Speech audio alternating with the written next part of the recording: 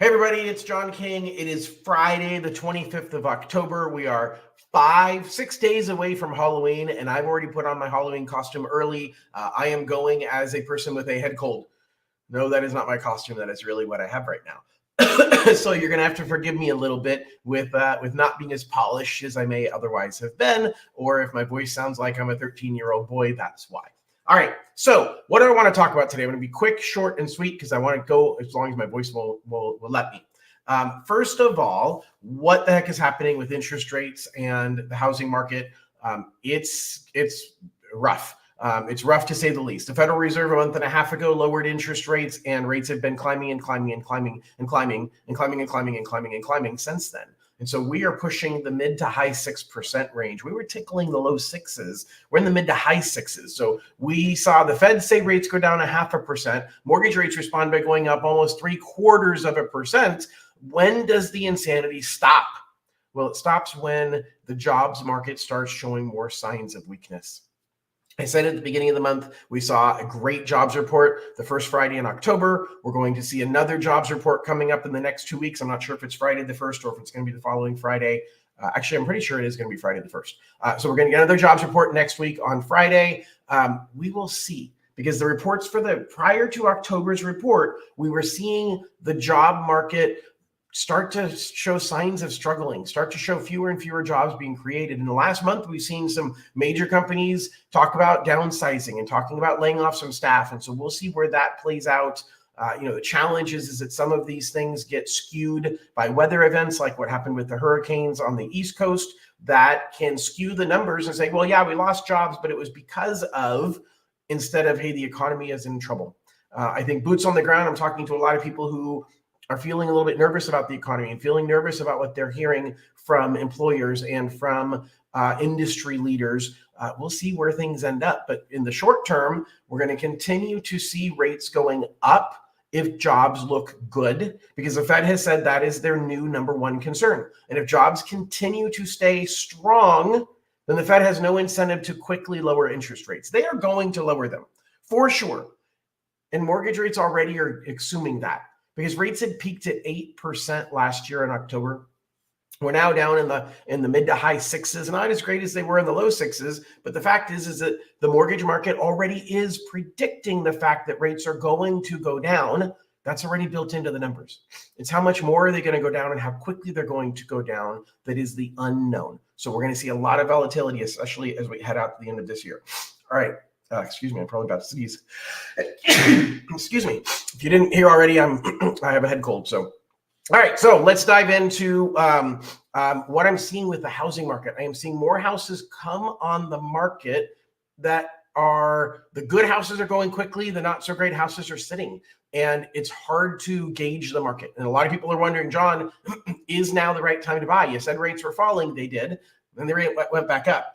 And in some ways, you have to just take the leap. And part of taking the leap is knowing that you're never going to time things perfectly. You never know that you hit the bottom of the market until after it's gone back up. And so that's a catch-22 that you just have to take a leap of faith. You have to decide, is it the right thing to do right now for my family? I still strongly believe that into 2025, we're going to start seeing interest rates continuing to come down. And as rates start moving down, we're going to see house prices moving up. And so the sooner you get into home ownership, the more chance you have of winning as house prices go up down the road, and you're on the winning end of that increase. All right, now let's talk about an article that just came out from Zillow. And Zillow talked about the 22 metropolitan areas that it is cheaper to own than to rent. So I'm going to share this with you right now. Let's share my screen, and let's share this window right here. Perfect. All right, so you can see this right here. Let's see if I can make this. Well, let's scroll this way. All right, so what we're seeing here is these are the top U.S. metros. Let's see if I can make this bigger. Bigger. No, not that big, John. All right, how about that? So these are the top U.S. metros where house prices are lower than rent. Now, this is assuming that you are putting 20% down and a 6.5% interest rate on a 30-year mortgage. And so the most affordable housing market relative to rent is New Orleans. You are $446 a month cheaper to own a home than you are renting a home. Now, this is an important thing to think about for people who are thinking about buying investment properties. Because if you're buying an investment property, you're putting 20% or more down on the purchase. These are also great markets for you to think about buying into, because you've got people that are paying $1,652 a month on average in rent, and your payment's going to be $1,206. That is not common that when you first buy a rental property, you're going to see that much positive cash flow unless you're putting a huge down payment. 20% is not huge. 20% is the expectation when you're buying investment properties. But this gives you an idea of where we're looking. So Chicago, $434 cheaper to own than to rent. Pittsburgh, $321. Miami, $314. Memphis, $290. Cleveland, $265 a month cheaper to own than to rent. Detroit, $213. Tampa, $191. Oklahoma City, $188. Houston, $182. Birmingham, $153. Indianapolis, $152. St. Louis, $139. Louisville, $89. Cincinnati, $81. Orlando, $81. New York City. It is $72 a month cheaper to own a home in New York. Now, I'm not saying New York City, I think region. It's $72 a month cheaper to own a home in New York than it is to rent. Hanford, $70 cheaper. San Antonio, $66. Philadelphia, $24. Virginia Beach, $10. And rounding it out, Buffalo is $8 a month cheaper to own a home than to rent. But guess what that means? In every other market, it is more expensive to own a home than it is to rent. And that creates the question that a lot of people worry about, and it's the thought of being house poor. And I actually just had a conversation earlier this week with a client who had that thought. And he goes, John, I'm a winner of the Dream for All program, and I'm getting 20% towards my down payment, but I just can't afford to buy a house in Northern California because my payment just isn't going to stretch me that far. House prices are super, super high, and I can rent for a lot cheaper. And so I feel like if I become a homeowner, I'm going to be house poor. And I said, look, you're right. Like, you're right. He is 100% correct. He is going to have to stretch his budget significantly in order to become a homeowner. But there's ways to think about this that is beyond the linear, here's my house payment and right now, and here's my house payment later, and I'm going to be house poor now because of that. So first of all, you got some concept of house hacking.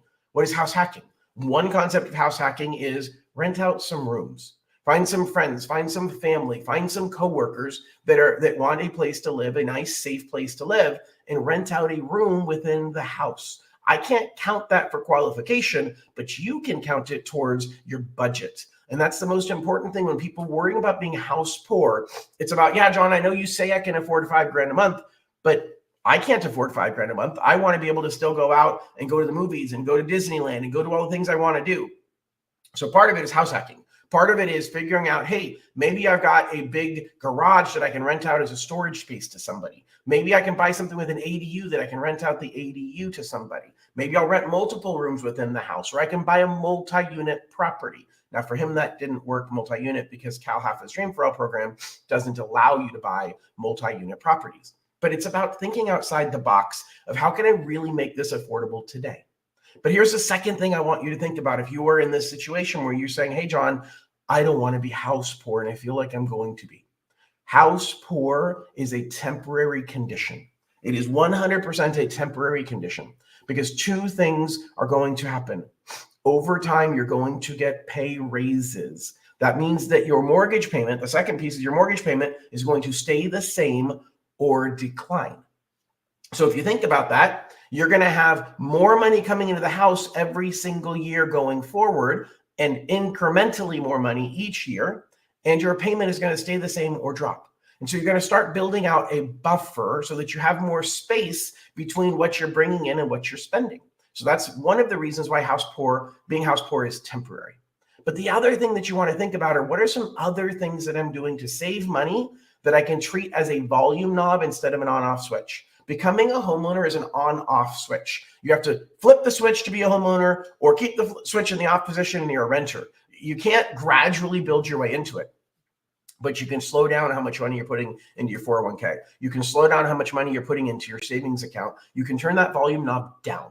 And then you have more money now to spend towards your house payments so that you don't feel as house poor. And you say, John, I don't want to do that because that's my savings. That's my future. But you're saving money by being a homeowner. You're actually getting leverage on that money because that money is growing not based on what you're spending each month, But you put $100 extra into a savings account and that $100 grows by 50%, you made $50. But if you put that extra $100 towards a house payment, that house now is a $500,000 home. That even if it grows by 5%, it grew by $25,000 in a year. For that extra $100 a month that got you to become a homeowner, you made $25,000 that year in appreciation. That's the key difference with home ownership. So you turn the volume knob down on the incremental investments you're paying every single month, the 401k, the money you're putting into your savings account. And then as your pay goes up and or your mortgage payment drops because you're able to refinance with a lower interest rate, you start cranking that volume knob back up. You have to be purposeful about it because we are instant gratification people, which is the challenge. Is delayed gratification is not in our DNA, generally speaking. And so you want to have it, and I want to have it now. And so you want to see the gain in your 401k. So you're gonna want to keep doing that. A bigger problem is once you turn down the 401k and you get a pay raise, you're going to want to go spend that money going out and doing things that you couldn't splurge on before, that you want to spend the money on now because you deserve it. But you have to remember, if I get a pay raise of an extra $500 a month, then I'm going to spend 150 of that on splurge, and I'm going to spend 350 of that on turning up my savings again. You have to split the money. You don't need to take 100% of it and save it and squirrel it away. But just remember, it's a volume knob for those incremental things that will help you to not feel house poor, because you have to jump onto the speeding train of home ownership as you're standing there on the platform and it's flying by. Your best way to become a homeowner is to just close your eyes and jump on. Every one of my clients that has ever bought a home has said, man, I was super stressed. I am super stressed about that house payment and it's higher than my rent. And then very quickly it subsided. And sometimes it's just the emotional understanding of this is mine. Like there's a bush in my front yard I don't like. I get to rip it out. I don't have to wait for the landlord to say it's okay or ask permission or give a reason why. If I don't like the bush, out it goes because it's yours. And there's a lot of peace of mind that comes with knowing that something is yours, and you have to flip that switch to be able to make that happen. All right. Last topic, an update on California Dream for all buyers and opportunities for waitlisters. I've been talking a lot about the unicorn buyer and the people who are looking for the unicorn property, and that they're going to be hard pressed to find it, and they're going to lose their spot on the voucher, and it's going to go to somebody on the wait list. I am seeing more and more, not only of unicorn buyers, but I'm seeing buyers that they went in asking for the voucher. They submitted their request into the lottery and were never told by a lender what their monthly payment was going to be. The lender simply said, you're qualified. You can qualify for a $700,000 home. And all the buyer heard, all the person heard was, I get the chance to enter into this lottery. And there was no cost for it. So why not? And they entered into the lottery and then they won. Whether they won back in June or whether they got a wait list and they're winning now, I'm talking to more and more people that are saying, I didn't realize that I really can't afford to buy where I want to live. I can't commute. I can't move. I can't change where my job is at. And I can't afford to pay the prices that it's going to take to live where I'm living today. And so if you're on the wait list and you haven't had a conversation about what the real cost of home ownership is, give me a call. Scan this QR code. Let's get together. I will tell you, if you're on the wait list, I think there's going to be more opportunities for those waitlisters to get a voucher, because there's a lot of people who simply aren't making it happen. Either they're well qualified and they're super picky, they're well qualified and there's no inventory within their area, or they're not so well qualified or not qualified at all. And all of those in between. Even I've got a very, very well qualified buyer that has been looking for months. She's one of the original winners, got an extension, has been looking for months. And finally, she gets an offer accepted on a home.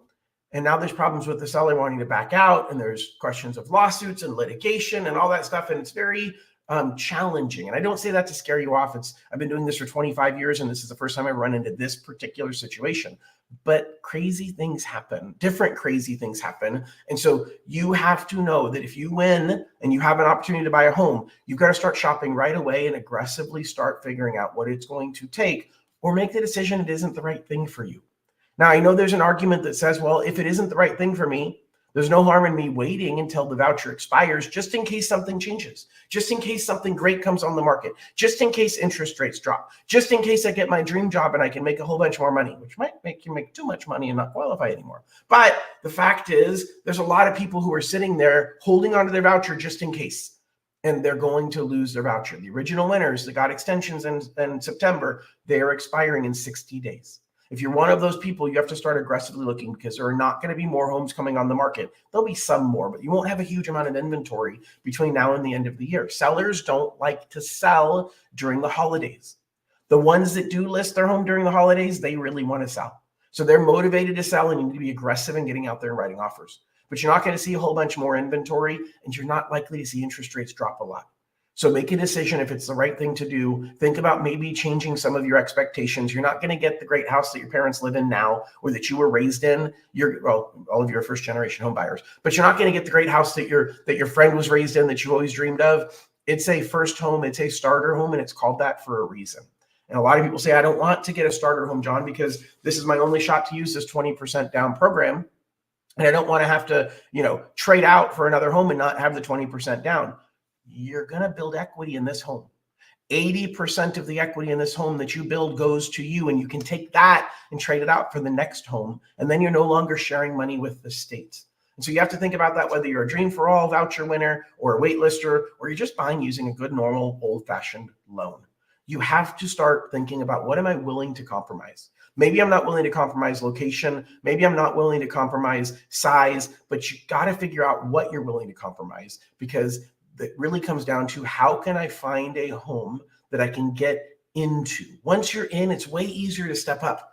But jumping in, that whole house poor feeling, that inability to even get onto the train tracks as the trains are speeding past you, it's very daunting. And you have to start with the idea of a starter home in mind.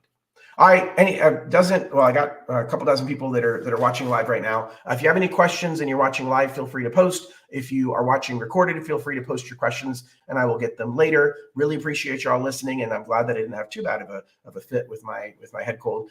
Anyway, hopefully I will be feeling better, and I'll see you all next week on Friday the 1st. We'll have an update on what's happening with the unemployment market and what that report says. And then we have the election the following Tuesday. So make sure to get out and vote. I don't care who you're voting for, but just make sure you vote. Your vote counts. Make sure that you get it out there. Thanks, everybody. Have a wonderful weekend, and we'll talk to you soon. Bye-bye.